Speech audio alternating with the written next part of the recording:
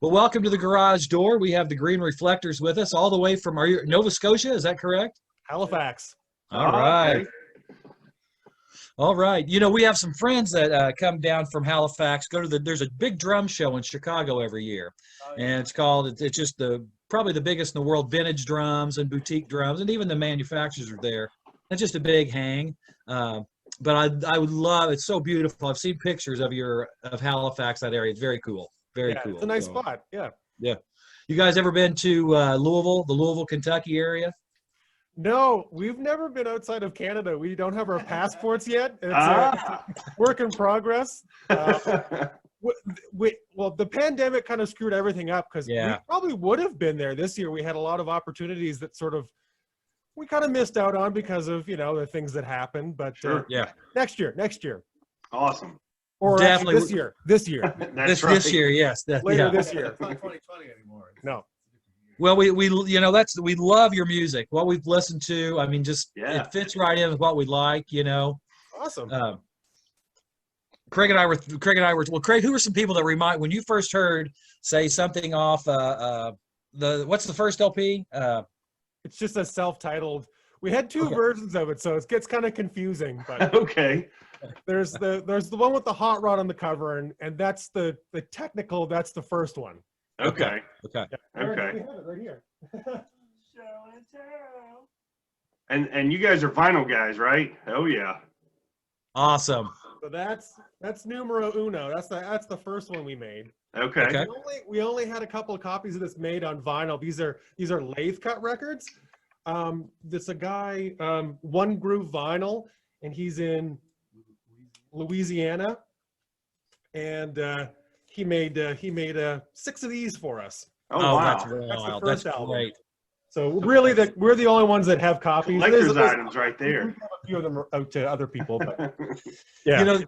Kyle, that is really cool. I'm a big vinyl hound. Oh yeah, Tune Up. Tune Up's the one I'm most familiar with. The LP. Yes. Recent one. Yeah. Okay. So these are we did the artwork ourselves. Actually, these are. Do you know Shadowy Man on a Shadowy Planet? Sure. Yep. So these are based on their little characters.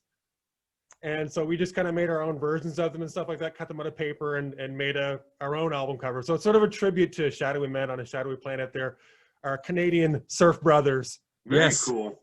Israel surf brothers. And I always like to tell people too that Aaron's beard is made from a KFC bag. The right color, Yeah, it was the right color.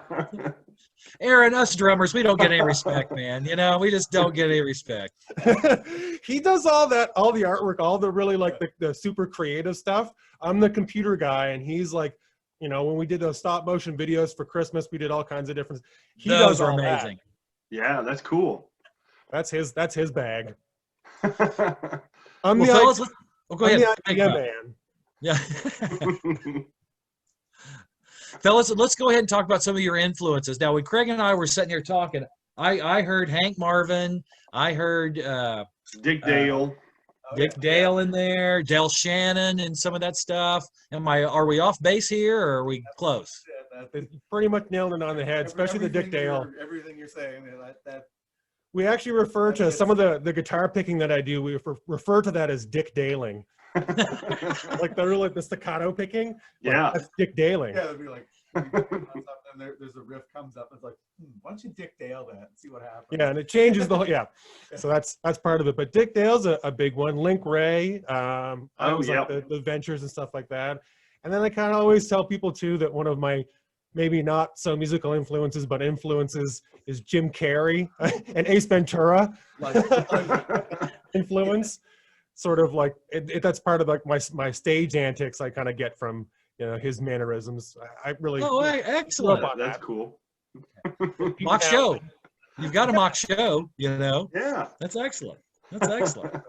So yeah, that's sort of our story there. So like Link Ray, the Ventures, the Shadows and stuff like that. I've got all those records. Shadowy Man on a Shadowy Planet. Yeah. Kids in the Hall. Watched that when we were kids. Awesome. Kids in the Hall, great show. Yeah. We actually got to meet them when they played in Moncton, which is just like a province over from us, and that was like October of 2019. Yep. So just before everything awesome shut down. Yeah. We got That's very cool. It's pretty cool. That's so cool. And Had they heard your music, what's that? Kyle? Had they heard your music? Yeah, actually, they were like they saw us in the audience, and they were like kind of excited to meet us, and we were excited to meet them. So it was kind of trippy. Funny, like we're both friends with the drummer on Facebook, and he likes a lot of our stuff that we post about the band. Yeah. So he kind of follows us. It's I don't kind That's of know- awesome. I don't know if the guitar player, I don't know if Brian has a Facebook, but Don, the drummer, he has a Facebook account, and he follows a lot of our stuff. Yeah, That's very cool. we have a little bit of rapport with Shadowy Man.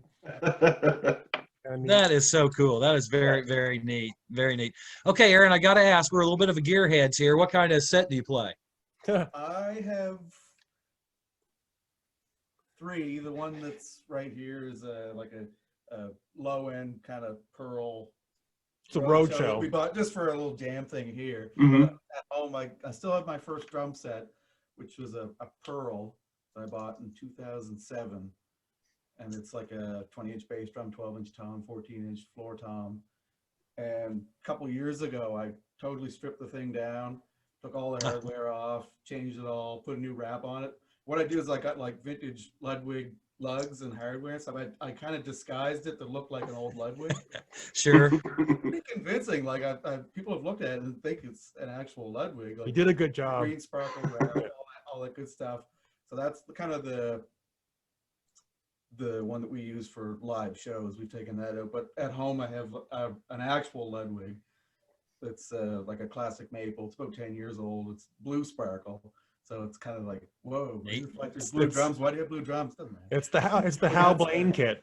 Yeah, It is the Hal blanket. Very Yeah. good. Very cool. Very good. Okay, Kyle, for a guitarist, you're rising up. Okay. yeah. It's a 22 bass drum, 13-inch rack tom, 16 floor tom. It has a 6.5-inch deep matching snare. So I got that, and I got the 14 by 6.5 Supraphonic, the 5-inch Supraphonic, 5-inch Acrolite, which is right here. I got an old Ludwig Pioneer. It's a 66, and I got a. What finish the Pioneer, Aaron? It's just the mahogany, like the natural finish, Okay. dark mahogany finish, and I got one of the newer Black Beauties that they put out, the 8-lug version. Yeah. Gotta have some options. Gotta have some options. Yeah. And then with the Heirloom brass snares, that's a 14 by 5.5. Yeah, those are nice. Well, at the drum show, the Ludwig guys are always there. So we hang. They matter of fact, we all go out to eat together. So Oh, it's nice. you have to come. Yeah, you have to come sometime. Hopefully this year. Yeah. Knock on wood. Like the Atlas classic flat bass stands, all that. Yep. With the hi-hat stand, both cymbal stands, and the snare stand, all the vintage looking flat bass stuff. Yeah, he's got it pretty decked out. He's made it like his mission to get exactly what he wants over the last 3 years. I got it. Yep. He's got it now. Yeah. That's awesome. Well, I don't know if you can see behind me here, Aaron, but that's Yes, just I noticed. part of the stuff. Come up closer to the screen there earlier, but that's kind of what it Yeah, I've been collecting playing for a long time. I've got a Gretsch 50s kit out there that just sounds really great. Just love it. That's awesome. But anyway, okay. Sorry. Let's give Kyle a chance. What kind of guitar are you playing on, Kyle? I know what all you got back there. What's do tell? Yeah. Woo. Oh, it looks like, is that like 5 drum sets there or more? More. That's more. Nice. I see one in the Ringo finish, the Black Oyster. Yeah, there's the Oyster Black right in the middle. Now that's a 65 kit, 2012-14 with matching Pioneer. I can't afford a Jazz Fest. There's a Rogers 2012-14, which is an amazing sounding kit. Ludwig Legacy Kit over there. A Ludwig Standard Kit, which was kind of their entry level kits in the 70s. Strata, Late Strato 60s. finishes or something like, or Strata, whatever they called it. The wrap. Yeah, the gold. Yeah, they called that the gold strata. And then over here, I've got the bowling, what they call the bowling ball, Yeah. and that's a 68 Ludwig kit with a clear interiors, 3-ply. That's an amazing kit, and that's got a rail. It's actually a 22, 13, 16, and the original owner bought a couple extra toms for it, but I play it as a 22, 13, 16. Yeah. That's nice. Just fun. Oh yeah.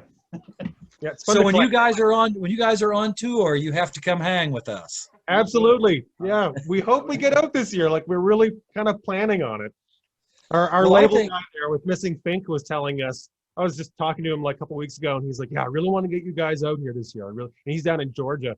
And he's like, Okay. I really want to get you out this year. There's some surf festivals and there's some festivals I want you guys to play. And so I think he's got kind of an idea for us to do a little bit of a United States rip, and we're totally, we're game. Of course we're game. Yeah. Right. Why would we say no to that? Oh yeah, you'd have to. But hopefully, I do think there's an audience for it. I think it's very popular. I think that people are digging it because it's authentic. Craig and I are always talking. We want things that are authentic, and you guys are authentic. You can tell you love the music. There's a heart to it. There's a warmth. There's a soul. So we really dig it. But neither of us surf. Sorry. Yeah. I used to skateboard as a kid, but I don't even do that anymore. Dennis Wilson was the only Beach Boy that knew how to surf, so. Right. Yeah. Yeah, that's right. Yeah, wasn't it Dennis? Dennis was the Yep. only one that really surfed, I think, and Dennis Yep. didn't even play on a lot of the stuff. I never heard like if he was any good at it or what. Now, if our listeners were to find if you were to pick one of your LPs, what would you say is the best captures you guys? Oh, tune up for sure. Tune Up. Yeah, that's Okay. like that's the live set. Before we kind of stopped playing shows. That's it. Like that's my favorite stuff to play. Okay. Coke Can Crab, Rip Rap, Tune Up is a song on Tune Up, all that kind of stuff. It really sums us up. I think that's sort of our loud ruckus instrumental sound. Who's the Bernard Herrmann fan? Is anybody a Bernard Herrmann fan? I don't know that name. Do you know that name? It sounds familiar. That's Hitchcock. That's Hitchcock's composer, and you guys have a cut. Yeah. And you've captured some of that staccato effect from Bernard Herrmann's compositions. Yeah, there is a Hitchcock Presents. Yes. Yes. I love that. Thought that was great, you guys. Thanks. It sounds like you got way more than two guys playing. I'll tell you that. Yeah. I just let things. The distortion kind of helps, and I let things ring out. I don't know. It's just people have said that, and It sounds really digging full that. when you play it. So extra notes, stuff like that. yeah. Aaron, how are you mic'd? I mean, your drums sound really good. How are you miking that? Are you just doing a bass and an overhead? On Tune Up, we had it was all basically 57s. Okay. Yeah. And it was like one overhead, mic the Mhm. toms and the snare drum, and then like a 52 B52 on the kick drum. And then lately we've been doing kind of the Glyn Johns technique, and so like two condenser kind of overheads. And Aaron he bought like these Earthworks mics, like a drum kit, like the Earthworks. Yeah, I saw those. Are you happy with them, Aaron? I've seen. Really good. I saw you probably know who Carter McLean is. Everybody follows his stuff on. Oh, I'm frozen here. Oh. I can hear you. We can still hear you, Troy. Yeah. But anyway, the Earthworks mics there, he bought like a kit of them, a drum mic kit of these Earthworks microphones, and Two overheads and a bass. and they sound really good. We actually had them outside in the summer because we took them to. We were friends with with Chad Hiltz, who has a TV show on Discovery Channel called Bad Chad. He makes I saw that. Yeah, he makes hot rod cars and all that kind of stuff, and custom vehicles. And anyway, we usually play his show every year, Rockabilly Weekend, but it wasn't, for the obvious reason. It didn't happen this year. Right. So we went up there anyway, and we played in front of his shop, which is kind of almost now iconic because of, it's on TV and stuff like that. Sure. So we went to the shop and we brought those mics, and I had like one of the Fender Tone Master amps on rental for a while there.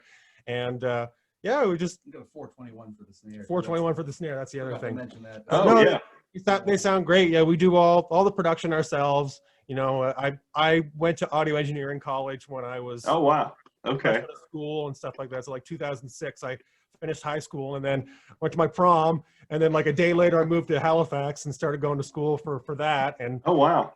and I sort of I did that for 2 years and learned my way around Pro Tools and things like that, and got home and got a job and started piecing together a recording setup. And then he bought a drum set when the band started, and That's Rest is awesome. history.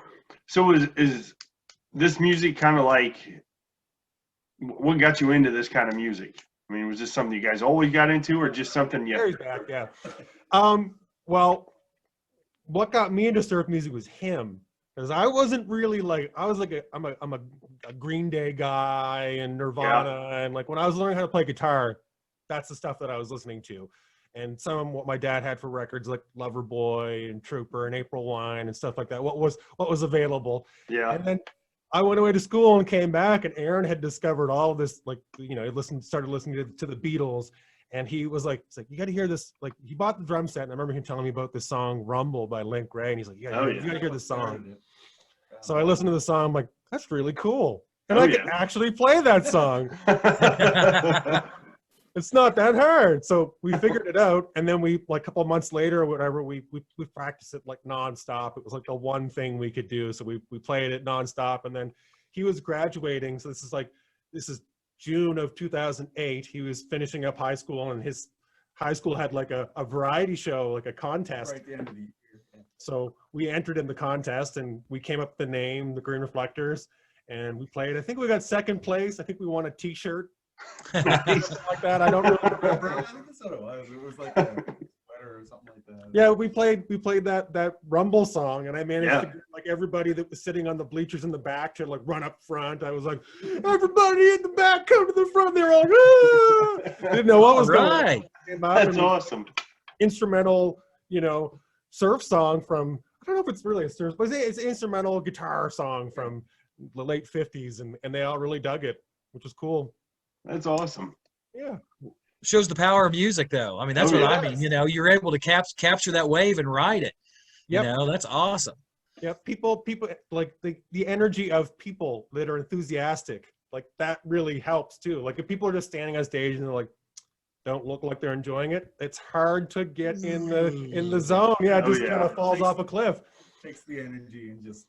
But when we're up there, I'm smiling. I'm as hyper as I am here times 50, you know. Same with him, you know, like it's, you know, we're just two people having a good time, two brothers having a good time.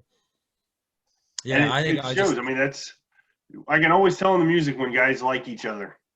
Yeah. Well, we are siblings. I don't know if you know that or not, but we are brothers. Yeah. I'm the older brother. He's the older. Well, now live, do you guys have like a bassist that comes and plays with you, or are you just excellent? It's exactly like the records. Yeah, it's just always been the two of us. We did do a couple of like last year. We did do a couple of songs with other people. We had a song called Howlalula, which is sort of an inside family joke, but it was a Halloween tune we made with a friend of ours, Kim Good, who plays in a rockabilly band in Amherst, which is about 2 hours from Halifax. 2 hours from Halifax.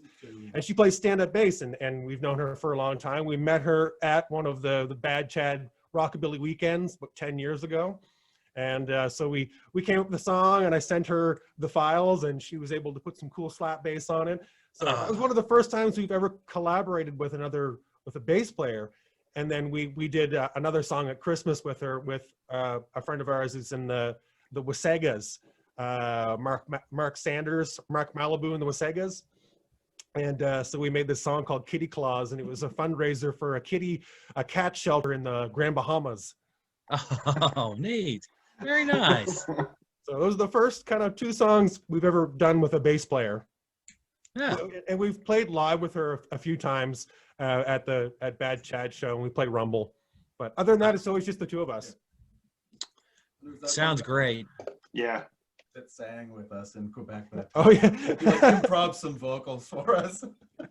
Yeah, sometimes what I do at shows is I'll take my guitar and I'll like throw it around someone else's neck and kind of I'll leave them freak out for a second because they're like, whoa, what do I do? But I actually did it to this guy in Quebec, and he knew how to play guitar, and he just started jamming with Aaron. So I just took that opportunity to run around the bar and give people high fives and that kind of thing. That's awesome. That was pretty funny. But then when I came back and I took the guitar, he was like, "Oh, can I sing a song with you guys?" I'm like, "We don't really know any songs that you could sing." He's like, "Well, let's make something up." And I said, "Sure." And he just went, and we like played Rumble, and he just like improv something over it. And it was absolutely hysterical. So what fun though! You made that guy's night though. You made that guy's night.